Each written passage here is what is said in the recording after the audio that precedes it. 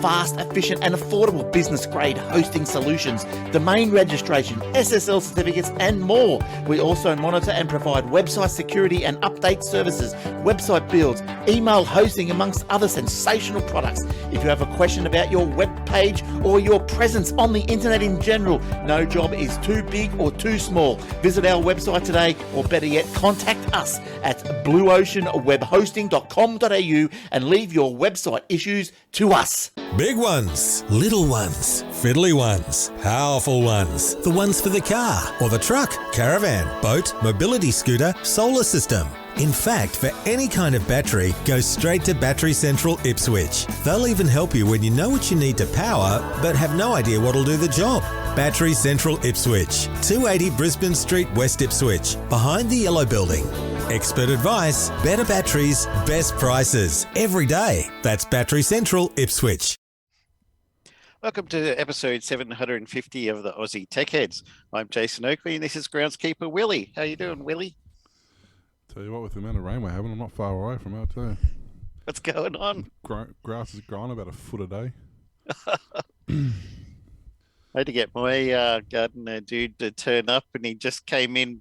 There was like 1 hour of sunshine a couple of days ago, and he quickly went through and did everything, and then it started raining again. So he was very lucky. Yeah, it's just ridiculous. It's We just had like constant raining. Oh, we just had a massive storm, like half an hour ago, or an hour ago, or actually started about an hour ago. Just like deluge, like in the sky. It was daytime and then it was nighttime and then it rained. Oh, jeez. It was so weird. But yeah, it hasn't stopped. We've had rain every day for the last probably a month. Yep. And just getting time to mow, and like you literally mowing 3 times a week at the moment. Yeah. It's nuts. That's ridiculous. And spray, can't get the spray at all. It's just a mugs game at the moment trying to do that. You just can't get enough time on it for it to do anything. Yeah, I'm waiting. I was supposed to have the pest control guys come around a couple of weeks ago and they couldn't. They're going to try again on Monday coming up, but I don't know if they'll be able to. Yeah, well, we've got to put some sign writing on a speedway car we're sponsoring, and just haven't had a clear day to do it. Yeah. So, yeah, when it's sprayed on, it all gets washed off. Yeah, exactly. So, but yeah, other than that, 34 or something today it was. Yikes. It was 28 yesterday. Yeah, it was mid to low 20s most of the time, day and night at the moment. It's all over the show. I got a mini bar freezer delivered today. A bar freezer? Yeah, just a mini freezer, because the main freezer that's above the fridge, we're just too busy trying to jam stuff in there all the time and slam the door shut and hope it all stays in there and doesn't fall out. So I was like, well, it's about time. I went to the trouble of getting something else. I got one that's got drawers. They had a chest one, but my dad had a big chest freezer downstairs at his house, and you go down there at like 6 o'clock at night in the dark and you're pulling out things and putting them over here and That's over the there. biggest problem with Where's the thing? So I got this one that opens like a fridge front door, and it's got drawers in there, and you just pull it out, put in what you want. Yeah, we got a big chest freezer. That's the problem with it. Like, we got the upside down fridge, so we got the big freezer in that. But yep. We got a chest freezer, and yeah, that's the problem. If you want something, you guarantee whatever you want, it doesn't matter what it is, it's at the bottom.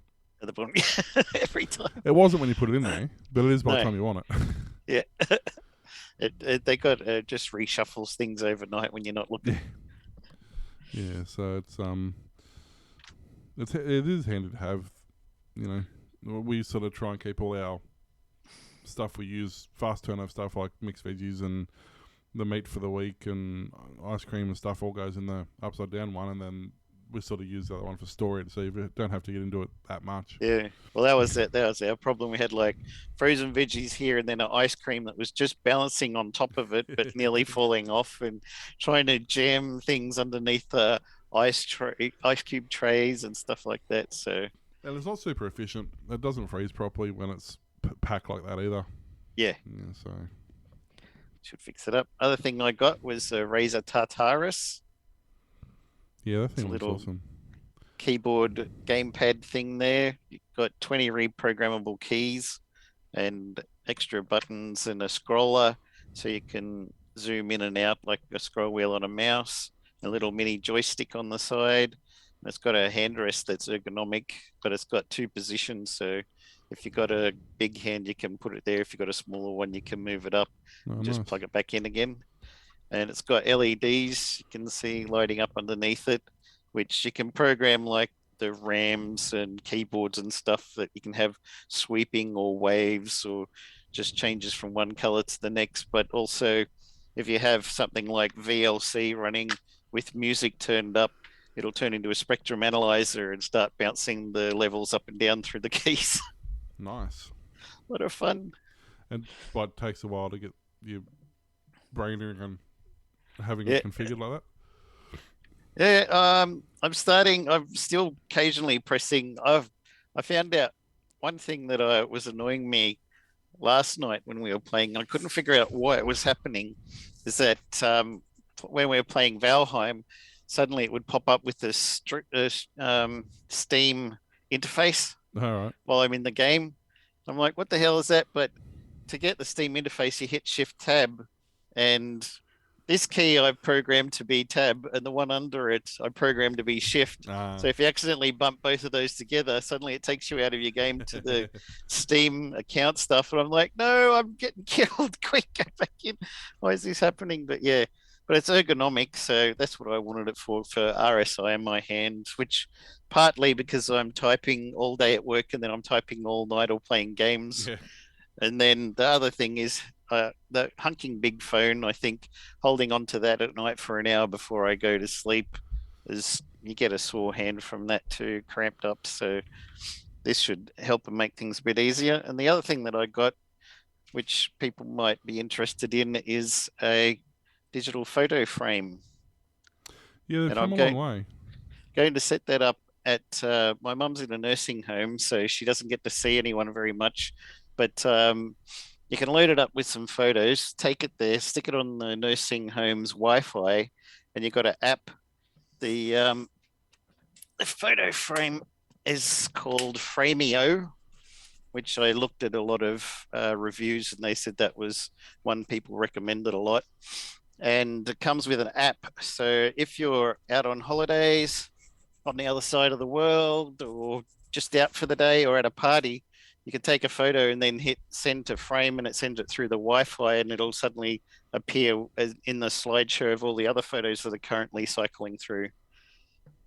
So Because not only do you start off with like 50, it's got 16 gig built into it, no expandability, but 16 gigs enough for photos. And no, yeah. then as you have like 50 photos cycling through, and then somebody goes on holiday, they send through another couple, they enter the cycle, and then someone has a birthday and they send in some, and just keeps on something for. Then she can be sitting there, and the nurses come in. Oh, look, there's my grandson over there, my granddaughter.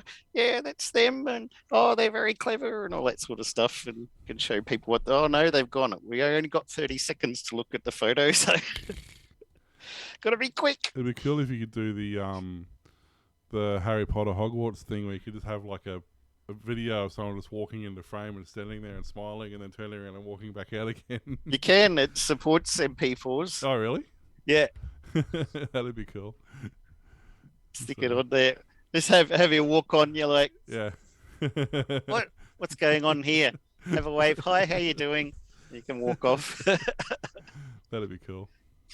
But yeah, I told my sister, she's in Dubbo, so I said you should get the app, and I can send her a friend code or any friend's family, whatever you can send a friend code, and get it accepted on there, and then they can start sending it through the app as well. And the app's a free download, so once you've got the app, you can add on all your family, and they can all send photos in, and it's good for grandma when she can't get up and get out very much, or everybody, all of our relatives. I'm the only one they've got in this town, so everyone else is Newcastle, Sydney, Dubbo, Brisbane, whatever. So any of them could just send photos through and it'll suddenly appear there and go blink, blink. You got 25 new photos from Tony or whatever. I'm assuming you can like delete them the same way through the app. Yeah, you can delete it on the thing. It's got a touch screen. Oh, okay. So you can touch it and then it pops up with a few buttons at the top, like turn it off, power down kind of thing, and then sleep, and then settings, and you can go manage photos and delete the ones you don't want. And um, you can set it so that when you take the photo, you center it on a particular part of the image if you want. And you could send it to there, and then that part of the image will be blown up on the screen to fill the screen, or you can set it to actual photo size and just send all the photos through. So anything that's got like a person on the left and a big space on the right will just show all of that in there. Um, or if you've got portrait ones, they'll show skinny on a landscape, but it also auto detects if you turn it around a portrait, it'll rotate the picture Nice. and then you turn it back landscape, but mostly you just leave it on portrait. And the ones that on landscape, because I think it'd be more stable if it's landscape, less likely to fall over and smash. But um, the photos that are portrait will just be in the center third of the screen with a blurred image expanded of the same one in the background, like they do on the news and Yeah. stuff. It's pretty so it doesn't automatically grab like 2 photos and put them up or something. Side by side, yeah.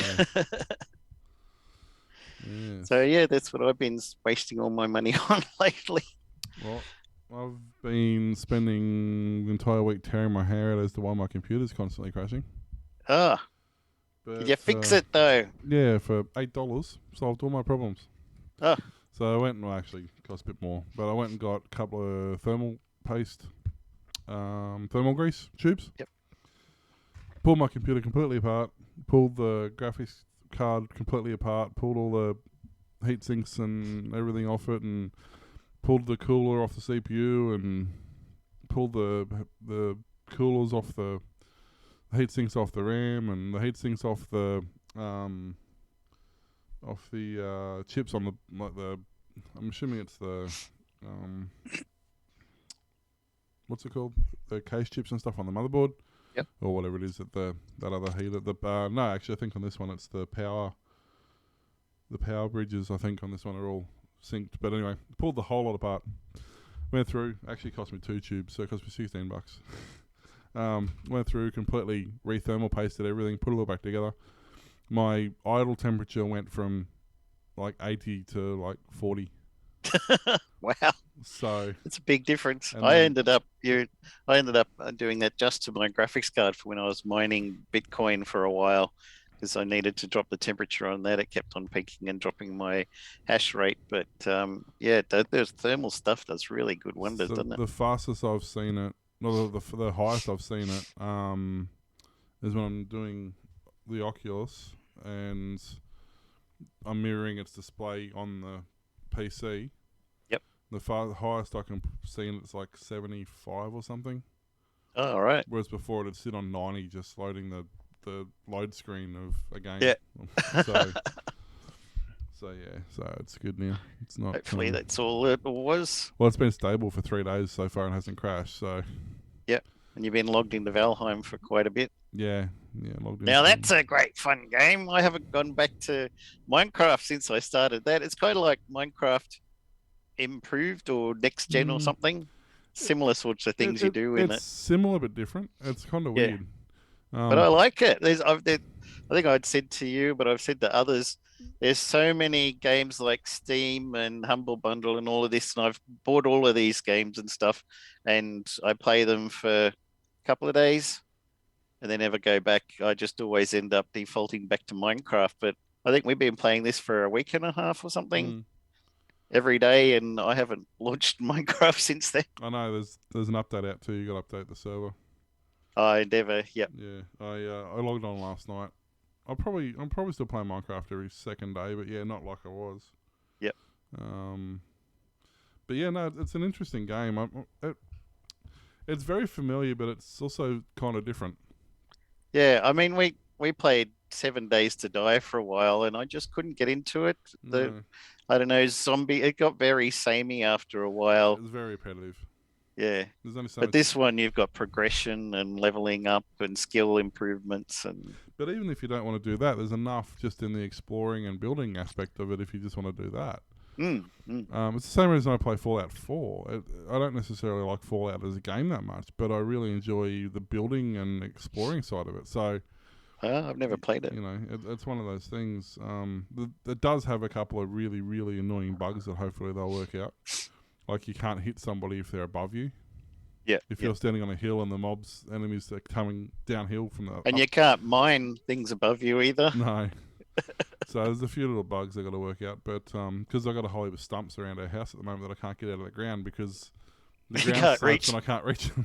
Yeah, you can stand right on top of a stump and you go, whoosh, whoosh, whoosh. I can't hit the damn thing. I'm like, I'm standing on it. I don't know. You how nearly hit need to get the down pickaxe and dig down next to it and then stand in the hole and then fill the hole and back fill in. the hole back in again. Yeah. So, But we took out Ixia, was the giant deer boss that looks like it's got Christmas lights in its antlers.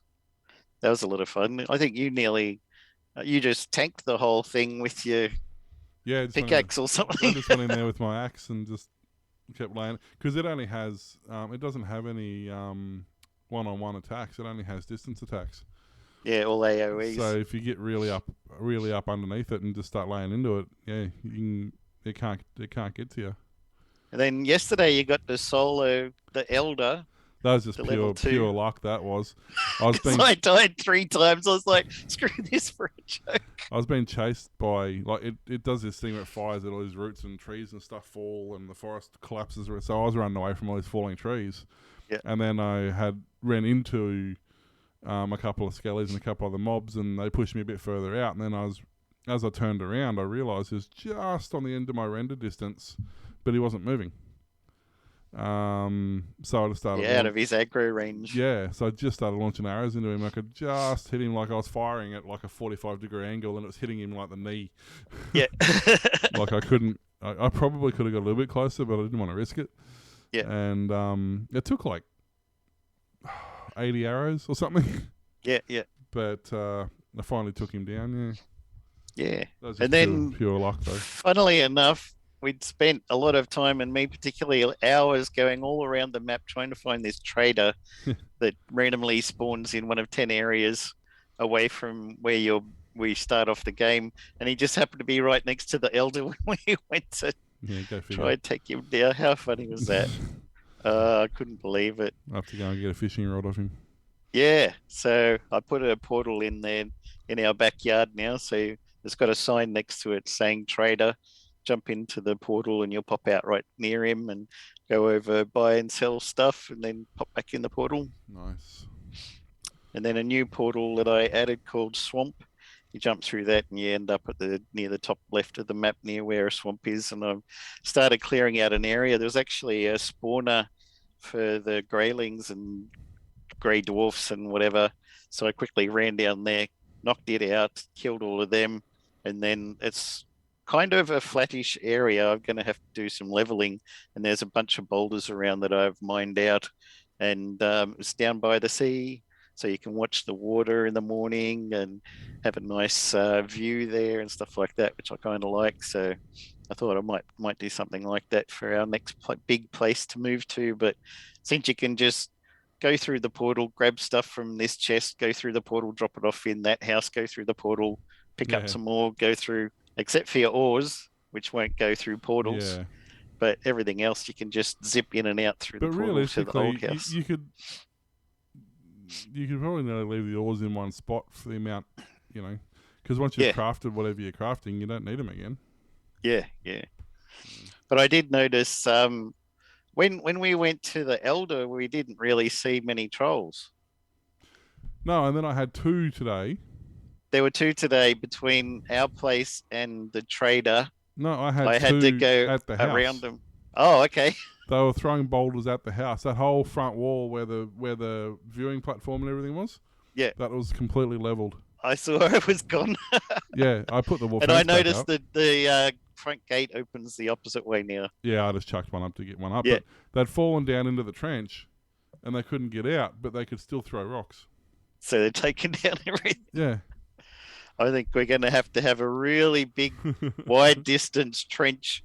And another thing people said you can do, if you use the hoe, you can build up a mound very tall and they can't climb up over it to get to your house. So you do a big trench, and on the outside of that, do a big mound, and then you should be pretty much safe. And then, of course, put the fence all around there with the tree trunks and stuff. So should be well protected. But this new place is by the water, but it's in the Black Forest, so that's a problem. There's going to be tons of greylings and stuff all over the place. And now, since we took down the elder, the drougers and stuff are going to start spawning in the Black Forest and the meadows as well, when they were only at the swamp before. Mm-hmm.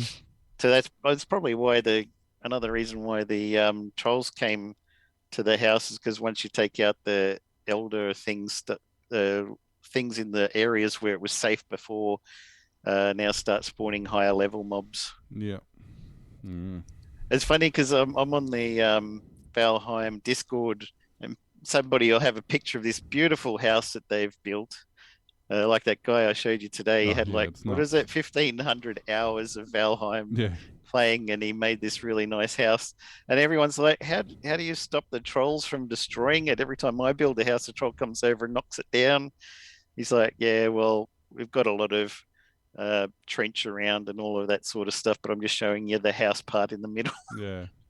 Otherwise, they'll just come along and throw rocks, and there it's gone. Yep, exactly. Anyway, we should probably thank our sponsors. Yeah, our Patreon, our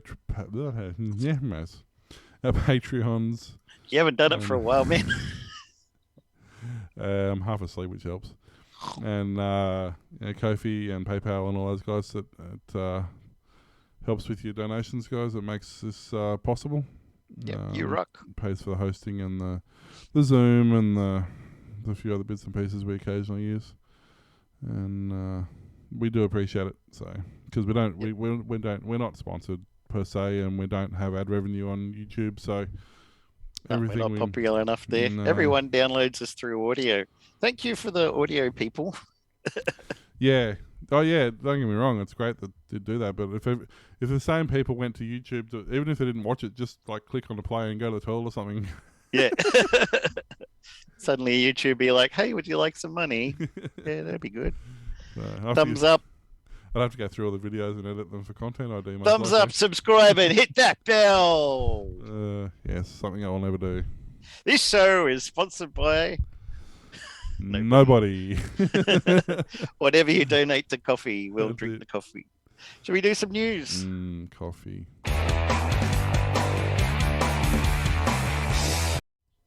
A major outage disrupted Amazon's cloud services in the United States, temporarily knocking out streaming platforms Netflix and Disney+. Robinhood, a wide range of apps, and Amazon.com's e-commerce website as consumers shopped ahead of Christmas. Many services have already recovered. How they're working towards a full recovery across services, Amazon said. Amazon's Ring security cameras, mobile banking app Chime, and robot vacuum cleaner maker iRobot that uses Amazon Web Services reported issues according to their social media pages. Trading app Robinhood and Walt Disney's streaming service Disney Plus and Netflix were also down. Netflix, which runs nearly all of its infrastructure on AWS, appears to have lost 26% of its traffic. Doug Mattery, head of internet analysis at analytics firm Kentic, said. Amazon said the outage was related to network devices and linked to APIs served out of its US East 1 region. Users began reporting issues around 4:30 a.m. EDST on Wednesday, and the outage may have affected a large number of users. Amazon has experienced 27 outages over the past 12 months related to its services, according to a web tool reviewing website tool tester. In June, websites including Reddit, Amazon, CNN, PayPal, Spotify, Al Jazeera Media Network, and the New York Times were hit by a widespread hour-long outage linked to US-based content delivery network provider Fastly. So, yes, I noticed that. I saw it had been mentioned on a news website, and I got a Ring doorbell, video doorbell, and I'm on the Reddit for that, and every single post, hundreds of them all going, I can't seem to be able to connect to my Ring doorbell. Does anyone else have this problem? And you're like, well, if you read the 50 other posts in this same subreddit, And that is why I don't go on Reddit. That they're all the annoys same me. thing. Like, Yeah. oh, I can do this, but I can't set my Ring, and my internet's working. I can get to Google and stuff, but my Ring, like, read a news website, maybe read the current place you're posting and not post the same thing that everybody else is So dumb. doing. But yeah, it's funny that Netflix is on Amazon. I find that hilarious. Yeah. Everyone's on Amazon or Azure, Microsoft. Well, they're That's not the main ones. not so much these days. I don't think. I don't think No. there's as many on Microsoft as there is on Amazon anymore. Apple used to be on, was it Microsoft Azure for a I while? so, And then I yeah. think they made their own data center because they didn't want to give money to Microsoft anymore. They're nearly going to be a $3 trillion company probably by the end of this year. Yeah. Most valued company in the world. Don't know why. High prices for all of the That's it. ice Overpriced. sheep. Everything's overpriced. So yeah, I mean it doesn't happen often, but when it happens, it makes a mess of things. Yep. That was like speaking of things going down, the Queensland government, the Queensland government-owned energy generator CS Energy provided an update on Wednesday, saying that those behind its November ransomware incident was unlikely to be a state-based actor. On the same morning, Sydney's Daily Telegraph landed with a front page claiming China was behind the incident. Thanks to the appearance of a CS Energy on a leak site listing victims of Conti ransomware run by the Wizard Spider Group for the purposes of double extortion, the claim made by News Limited would appear to be unfounded. In September, US Security Infrastructure Security Agency said the group used the ransomware as a service mode, but instead of paying affiliates a cut of the earnings that came from ransoms, the group just pays the deploys the ransomware a wage. CS Energy has continued to generate electricity and feed it into the grid since the incident has systems and safeguards with layers of separation and protection which enable it to contain and protect its critical infrastructure. Upon becoming aware, they quickly took further assertive action to physically separate the two environments. They continue to progressively restore systems and are working closely with cybersecurity experts to stop it happening again. But yeah, so basically, earlier this year, the generator company experienced a fire in its turbines at the Carlode power station that led to the outages across the state. And a few days after the incident, generator, which is one of the three generators companies in Queensland, reassured retail customers would be able to bill them in the usual cycle. So yeah, they had a fire, and then they had the ransomware attacks. Good. Everything hits at once, doesn't it? And they, I don't know who thought. Apparently, initially they thought it was an internal, or not internal, but they thought it was a competitor trying to take them down or something. Right. And they eventually realised, oh, maybe it wasn't. There's been a couple of announcements come out from political parties saying that it was China. I don't know if it was China or not, but it does go to show you, though, that like it doesn't take a lot.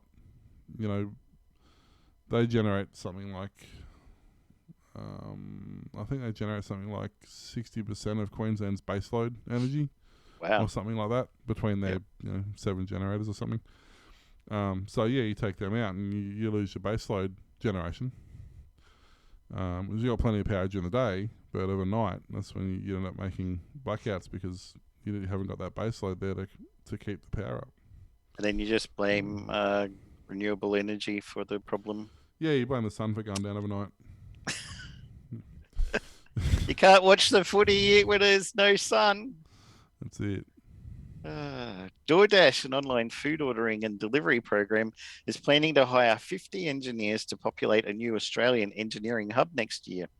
The engineering hub will be focused on scaling DoorDash's platform and data infrastructure, building new products and ensuring reliability at scale, and boosting developer productivity.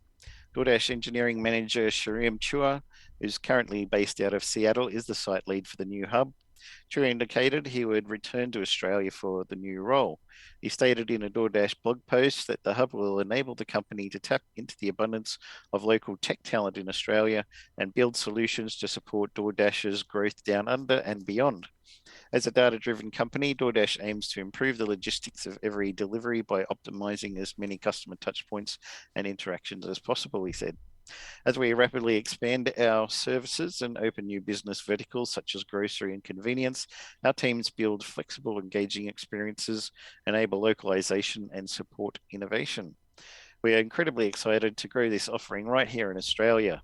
Chua said Australia had some interesting challenges for distribution and delivery due to the geographic spread of the population and customer expectations of acceptable delivery timeframes. DoorDash believes it can reset consumer expectations by getting items to consumers' doors in under 40 minutes from local merchants. That's one of the things that peeves me about Uber at the moment, Uber Eats. Yep. You put a order in, and now they can do shared orders.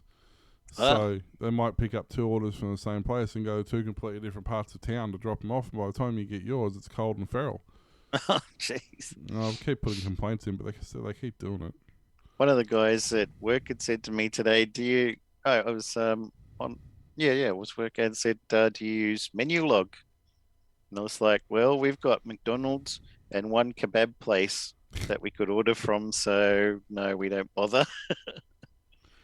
Yeah, we've got nothing here. The only thing we've got here, if we want something to come to us, is pizza. Yeah, same. But, in town, we've got DoorDash, Uber, Menulog. Oh, what's the other one? Kanga or something? Yep. There's another one as well. I usually use Uber just because it's just their actual ordering, the way they do their ordering structure is just better. Yep. Sometimes Menulog or DoorDash are cheaper, but you don't get the same breakdown in the ordering, and you can't change some stuff. Okay. A lot of the time compared to the Uber one. So it's not that I like Uber over them. It's just it just works. Yeah. And sometimes it's dearer because now they're adding a service fee as well on top of their delivery fee. No. They're adding like a $2 service fee. And a fee. And a fee FIFO fum. Because why not? Yeah. Yeah. I worked at Uber, you know. That's it. I worked for a company in Melbourne called Uber Global Web Hosting, and we got all the people asking for a taxi.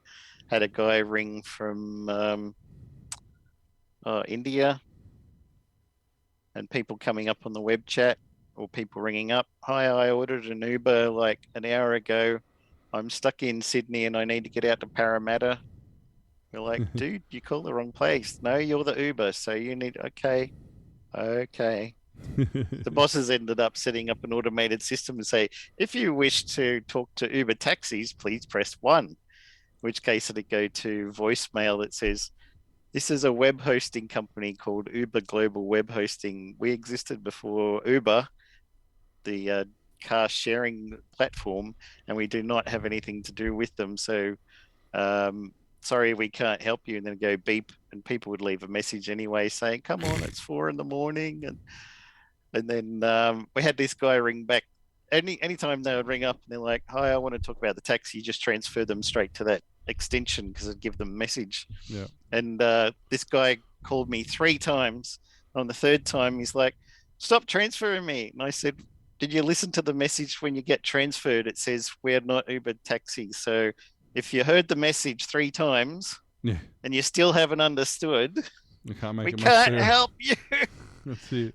The worst one, those ones that went to voicemail, that they would still leave a voicemail, even though we said we've got nothing to do with them. At Christmas time, one of the managers would play them all back to us so we could sit there and listen to these people ranting about not having Uber. Oh, dear. Oh, funny stuff. That's it. But YouTube. Yeah. A platform we all know and love, and, well, we know and hate anyway. And hating more and more. But YouTube says it receives millions of incorrect video copyright takedown requests. You think? Well, there's a surprise. We haven't been talking about this for the last 10 years or nothing. YouTube has published its inaugural copyright transparency report to shed light on its copyright enforcement efforts. based on data from the first half of 2021, YouTube examined 3 main tools that make its copyright management suite: Webform, which is available to everybody and accessed by right holders who hold limited copyrights and rarely submit takedown requests; Copyright Match tool that supports those who may find reposted content and need to submit frequent takedown requests; and Content ID system that supports right holders like movie studios and music labels who experience heavy reporting on copyrighted material. YouTube said during the 6-month period, a majority of removal requests and claims originated through the automatic detection by its Copyright Match and Content ID tools. As a result, over 1.6 million removal requests are made using the Copyright Match tool, while over 722 million claims were made using Content ID, representing 99% of all copyright actions by YouTube. The Google-owned video platform also measured how often creators pushed back against removal and Content ID claims they believe were made in error, and found there were low levels. There were fewer than 1% of all Content ID claims were disputed during this first. I'll touch on that in a sec. 1% of all ID were disputed during the first half of 2021, although in cases where disputes did arise, Content ID claims data from the report showed that over 60% of resolutions were resolved in favour of the uploader. The report also indicated that over 8% of video requests for removal through public web form in the first half of the year were subject to abuse copyright removal requests, meaning these requests were assessed by YouTube review team as likely false assertion of copyright censorship. So, they say there's 1% pushback.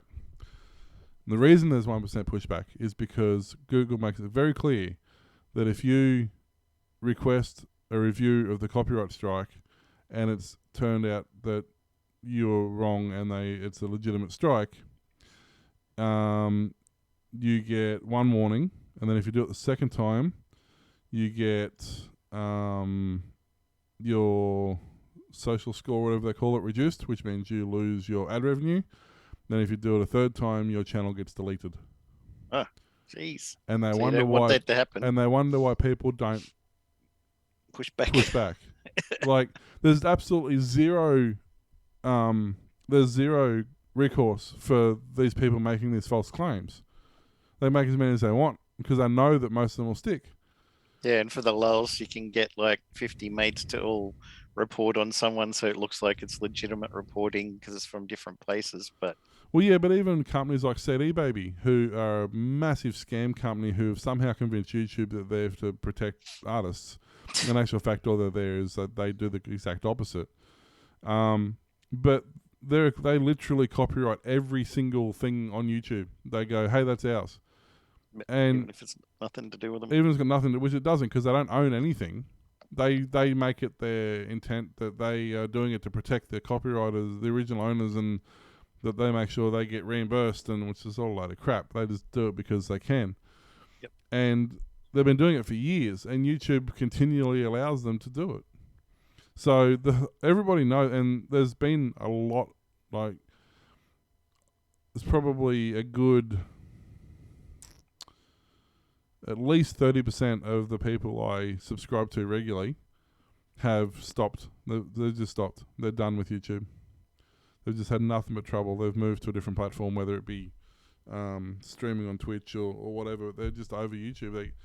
They're sick and tired of, putting a video up and then 30 seconds later getting a copyright strike for 1 second of audio somewhere halfway through the video.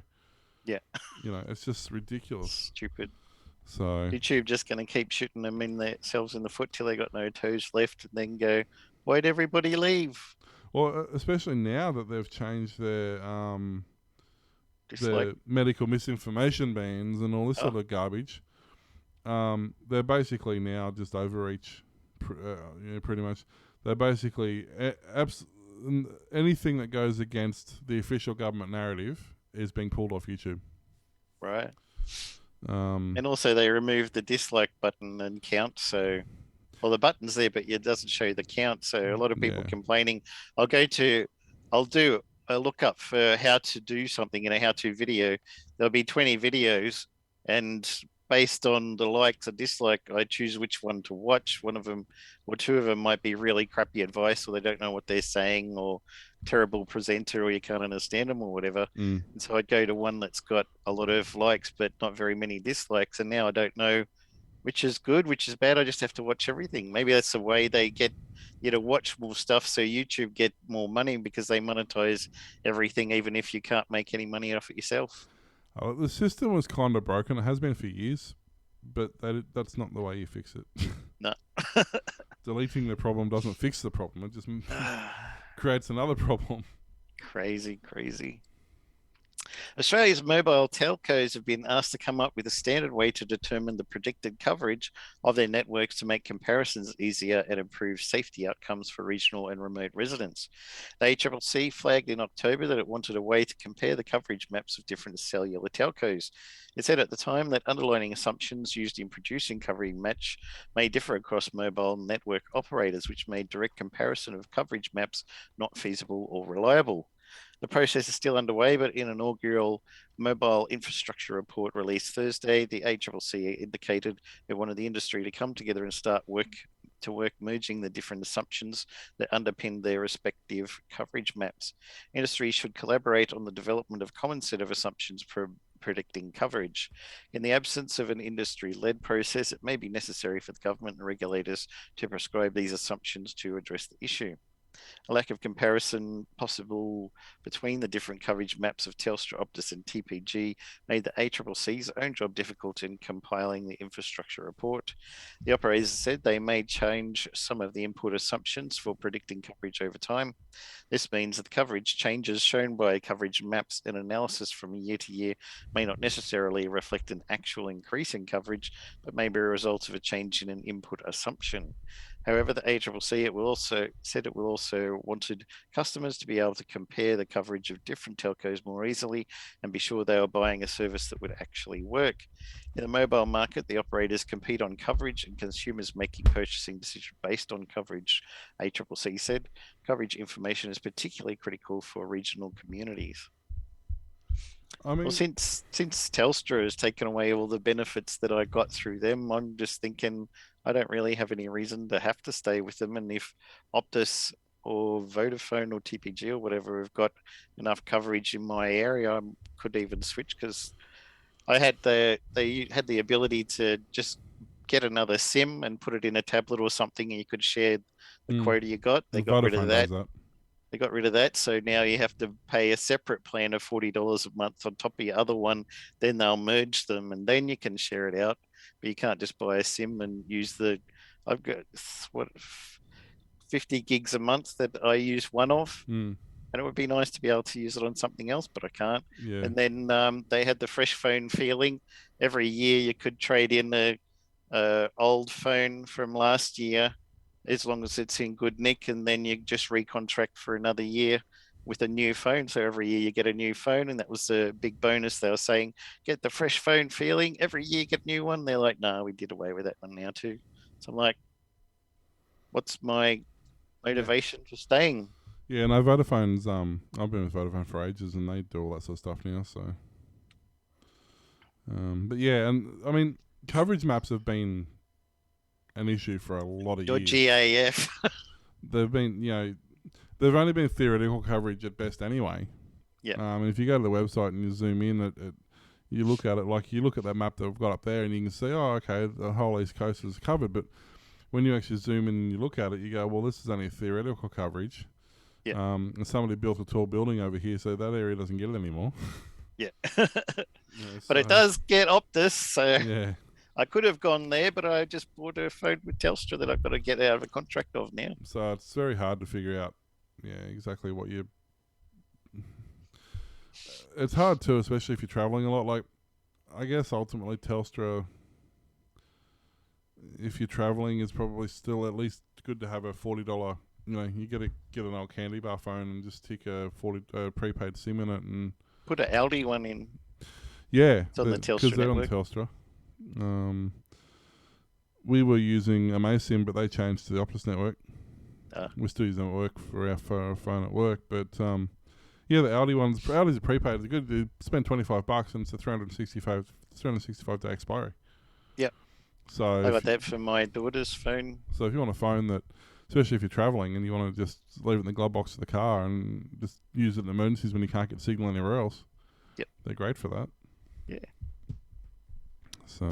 Or if your boss sends you a text message saying the server just went down and you're on holidays on the other side of Australia, You might be able to get enough 3G signal to log in and reboot the server or something. Yeah, not on a candy bar phone though. No. This thing's got like a. They say it's a 1.2 meg camera. I don't think it's even that good. You can't. You take Back in my day, we had 640 by 480, Yeah. and we were happy. 480 at 256 colors. I think it's horrible, but it's perfect. You know, like it doesn't use the battery and the phone's off, so it can just sit in the glove box for 12 months, and you turn it on and it's still fully charged. 5 years. So Some of them go for years. yeah, it probably goes longer, but I got to turn on every 12 months to recharge the SIM card anyway. It's not like you could break a candy bar phone. No, well, and it's a Nokia. Yeah. So it's been rattling around. Either forever. it'd destroy Mjolnir. Yeah, probably. It's And you can take the battery out? yeah, you can take the battery out. What, are you crazy? Yeah, take the battery out, take the SIM card out. You can't. It's not a thing. It doesn't have memory card, but you know. Oh dear. Well, it's good old phone though. Actually, that's why it's out. I need a new battery for it. Finally, after 10 years or something, the battery's died. I'm waiting for my $3 battery to turn up for it. So, Get on to Battery Central. They'll give you a discount. it's like this is another old Nokia. Speaking of Nokias, there's another old Nokia. It's got the keyboard on it. That looks like a BlackBerry. Yeah, it does. It's the E63. Had a 2 megapixel camera. I had a BlackBerry for a little while because somebody at the place I was working at got a new one, and they're like, "Do you want this old phone? I'm just going to chuck it in the drawer." So I was like, "Oh, I'll try that for a while." So I put my SIM in and used it for a little while. You got little hackberries. Or Yeah, crackberries, rather. yeah. It was like BlackBerry Bold or something like that they had. Yeah. Well, I got Son had this one years ago just because it had the actual keyboard on it. But Yeah. the keys are that small that, like... You can't fit your finger. Yeah. You just tell it, grow your nails long and then sharpen them to a point, and you can sit there pecking it. Or you get a pen with the lid on and just... I mean, this one's bad enough. This candy bar phone's bad enough to use, like, with actual buttons. Like, they're tiny. tiny. The screen's only 2 fingers tall. Like, it's not like... Yeah. Oh, dear. And it runs, what was it, WebOS? I think it is. What was Nokia's... Symbian? Yeah. But not even, Motorola was Symbian. yeah, I can't remember what Nokia's was. But yeah, it runs that and it's horrible. Absolutely horrible. But mind you, it hasn't updated in. It's got a Facebook app and it's like it updated to like version 1. That's as far as it ever went. Well, we're not going to I make don't one think of these that ever again. That doesn't even have Wi-Fi actually. It has Bluetooth. Oh, wow. Does have Yeah. Bluetooth, doesn't have Wi-Fi. That's like bare bones. It was a $40 phone 10 years ago. I mean, Yeah, what do you expect? And it still it works. does. Speaking of still working, the Beatles. Oh. They're still working. Get back. Yeah. They, it's really interesting. I'll play the video without the sound because otherwise I get a copyright strike. Most of the footage you're seeing here is old archival footage that was so unusable and so degraded that the audio and video was unusable. Hence the reason there's all these B rolls and stuff that have never been used. But what they did was they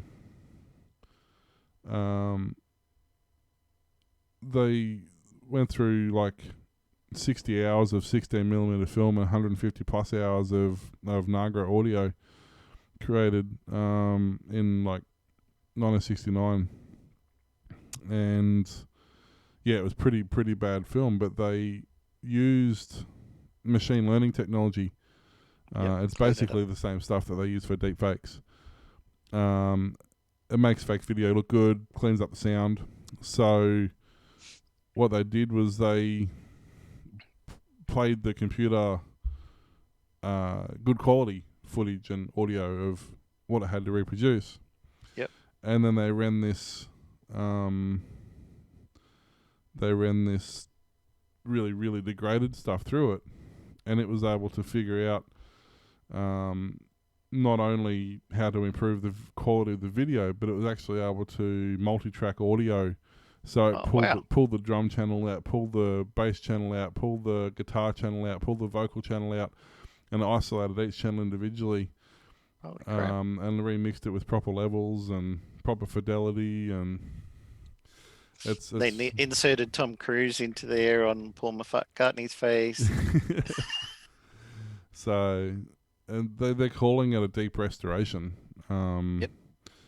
They're looking at now doing it for a lot of the archival footage in the movie studio vaults and stuff. That's really to the point where you can't view it anymore. It's that bad. Yep. Digitize it all. And yeah, they're looking at being able to use this to digitize it all, and Don't put it bring on it back to life. AWS servers. It might go down.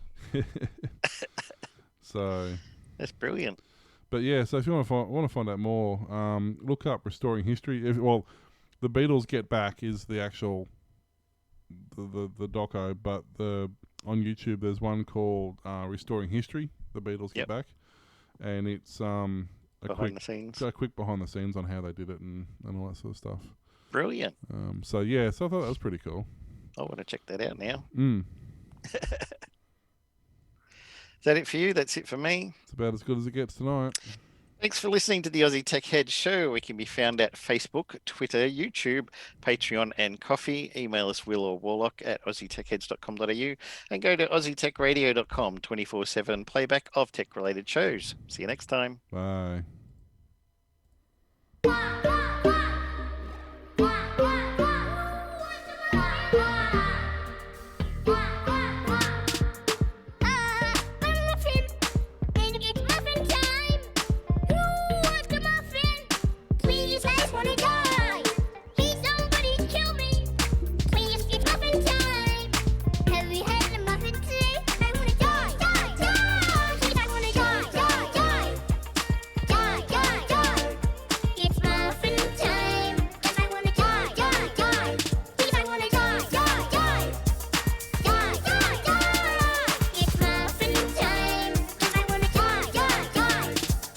Die, potato, die. I baked you a pie.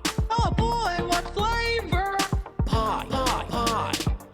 Dad, I'm hungry. Pie hungry, I'm Dad. Why did you name me this way? Why? I'm gonna do an internet. Well, I'm gonna do a fork. You're leaving me. I've met a real man. Hey, buddy, look over here. Now you're blind. You're gonna die. We're all gonna die. Ooh, a butterfly. We're all gonna die. Die.